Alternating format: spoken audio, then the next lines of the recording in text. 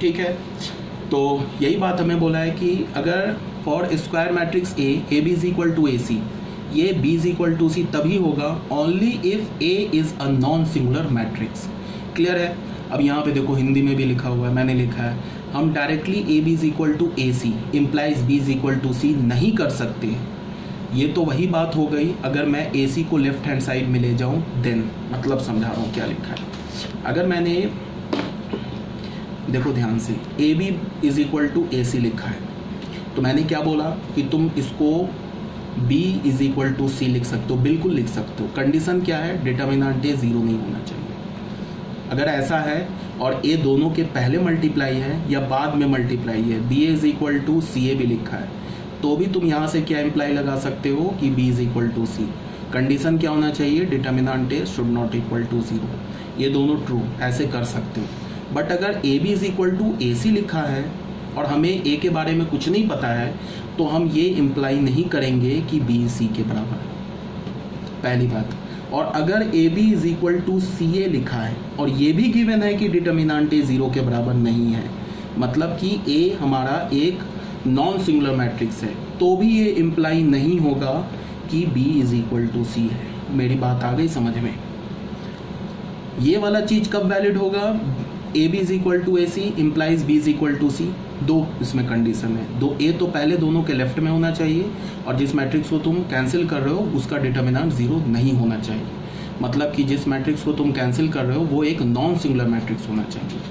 अब ये बात क्या लिखा है कि अगर A B is equal to A C, B is equal to C नहीं कर सकते। क्यों नहीं कर सकते? उसको तुम ऐसे देखो, अगर तुमने A B is equal to A C लिखा है, ठीक है ना, और ए के बारे में हमें कोई इन्फॉर्मेशन नहीं पता है, तो इसको तो हम ऐसे तो लिख ही सकते हैं, A B minus A C is equal to null matrix. ये जीरो नहीं करेंगे, इधर लेफ्ट हैंड साइड में मैट्रिक्स है तो राइट हैंड साइड में भी मैट्रिक्स ही होगा, जीरो कर देंगे गलत हो जाएगा। ये ओ है, नल मैट्रिक्स है, तो यहाँ से मैंने क्या किया, ए कॉमन ले लिया, तो हमें क्या मिल गया, B minus C is equal to null matrix. तो यहाँ से हमने क्या इम्प्लाई लगा लिया, A is equal to null और b minus c is equal to null. This implies that a is equal to null और b is equal to c. तो ये जो भी मैंने लिखा ना, ये फॉल्स है, ये ऐसा हम नहीं बोलेंगे, बिल्कुल काट दिया। क्यों नहीं बोलेंगे? क्योंकि अभी मैंने बोला है कि a इंटू बी अगर नल के बराबर हो, this does not imply a is equal to null और b is equal to null. ये मैंने बोला है ना, इम्प्लाई नहीं करता है। यहाँ पे तो हमने यही किया ना, इसको लेफ्ट हैंड साइड में ले गए, ये सही है, ये भी सही लिखा है, बट ये वाला जो स्टेटमेंट लिखा है ना, ये सही नहीं है, दिस डज नॉट इम्प्लाई। ठीक है, अब ये इम्प्लाई नहीं होगा तो फिर ये भी इम्प्लाई नहीं होगा। मेरी बात आ रही है समझ में क्या बोल रहा हूँ? ठीक है ना, यहाँ तक क्लियर होना चाहिए।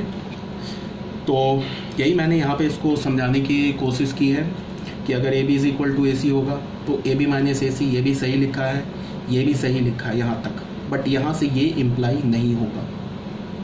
ठीक है, अब करेक्ट मेथड क्या है वो मैं बता रहा हूँ। करेक्ट मेथड ऐसे है, अगर A B is equal to A C लिखा है एंड गिवन है कि डिटर्मिनेंट ए जीरो के इक्वल नहीं है, इसका मतलब ए हमारा एक नॉन सिंगुलर मैट्रिक्स है, तो हम यहाँ से क्या लिख सकते हैं कि दोनों साइड हमने प्री मल्टीप्लाई कर दिया ए बी से, सॉरी ए इनवर्स से प्री मल्टीप्लाई हमने कर दिया। अब हमने जो मैट्रिक्स का एसोसिएटिव रूल है उसको यूज़ किया, A inverse into A into B is equal to, यहाँ भी हमने ले लिया A inverse into A into C. तो यहाँ से हमें क्या पता चलेगा, अभी मैंने बोला है ना कि ए इनवर्स ए किसके इक्वल होता है, आइडेंटिटी मैट्रिक्स के, तो आई इंटू बी ये क्या हो जाएगा, आई इंटू सी। फिर मैंने क्या बोला है कि किसी भी मैट्रिक्स को अगर तुम आइडेंटिटी मैट्रिक्स से मल्टीप्लाई करोगे तो वो मैट्रिक्स क्या होगा, सेम मैट्रिक्स होगा। तो यहाँ से हमें क्या पता चल गया, बी इज इक्वल टू सी। ये करेक्ट है प्रोसीजर जो भी मैंने तुम्हें सॉल्व किया ना, ये करेक्ट है। तो A B is equal to A C, A को तभी तुम कैंसिल करोगे जब पहला कंडीशन क्या हो, ए जो हो या तो प्री मल्टीप्लाई हो या तो पोस्ट मल्टीप्लाई हो। ठीक है, दूसरा कंडीशन क्या कि जिस मैट्रिक्स को तुम कैंसिल कर रहे हो वो एक नॉन सिंगुलर मैट्रिक्स होना चाहिए। बहुत बोल दिया, तो इसी बात को यहाँ पे लिखा हुआ है। ठीक है, जो भी मैंने कैलकुलेशन किया ना वो यहाँ पे लिखा हुआ है। ठीक है, इसके बाद आ जाओ आप नेक्स्ट पॉइंट पे।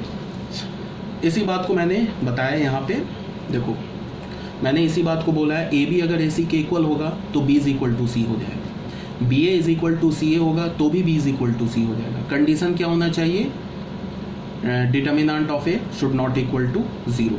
ठीक है, आगे बात समझ में।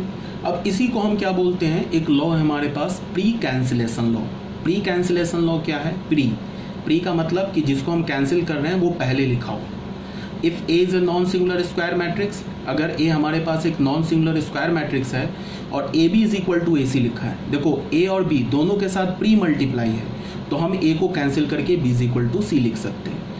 प्री भी है, दोनों के साथ पहले भी मल्टीप्लाई है और नॉन सिंगुलर भी है तो हम ऐसा लिख सकते हैं, कोई दिक्कत नहीं है। दूसरा यहाँ पे क्या है law, post cancellation law. If A is a non singular matrix तो बी ए सी ए के इक्वल लिखा है तो भी हम ए को कैंसिल करके बी इज इक्वल टू सी लिख सकते हैं। क्यों लिख सकते हैं, एक तो ए हमारा एक नॉन सिंगुलर मैट्रिक्स है, दूसरा क्या है, ए जो है ना पोस्ट मल्टीप्लाई है बी और सी के साथ। ठीक है ना ये बात। अब सुनो, अगर ए बी सी ए के इक्वल लिखा है, ठीक है ना, तो हम B is equal to C नहीं लिख सकते even if A is a non singular matrix.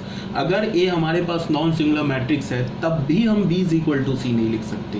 क्यों, क्योंकि यहाँ पे ए जो है वो प्री मल्टीप्लाई है और यहाँ पे ए जो है पोस्ट मल्टीप्लाई है। ठीक है, अब इसको फिर एक नेक्स्ट पॉइंट में क्या है, अब अगर ए बी सी ए के इक्वल लिखा है, ठीक है, ए बी सी ए के इक्वल लिखा है और इसके साथ दो कंडीशन दे दिया। यहाँ पे क्या बोल रहा है, ए एंड सी कम्यूट कर रहा है और डिटर्मिनेंट ए 0 नहीं है, तब हम फिर बी इज इक्वल टू सी लिख सकते हैं। क्यों, क्योंकि ए बी सी ए के इक्वल है और ए और सी को क्या बोला है, कम्यूट कर रहा है, तो सी ए को हम क्या लिख सकते हैं, ए सी। फिर बोल रहा है कि डिटर्मिनेंट ए 0 के बराबर नहीं है, तो इसका मतलब ए जो हमारा एक नॉन सिंगुलर मैट्रिक्स है, तो अब ए को प्री कैंसिल करके हम बी इज इक्वल टू सी लिख सकते हैं। उम्मीद कर रहा हूँ कि जो मैं बोल रहा हूँ आप लोगों को समझ में आ रहा है। ठीक है, अब आ जाओ आई पॉइंट पे, जो कि हमारा पॉइंट है, इसको देखते हैं।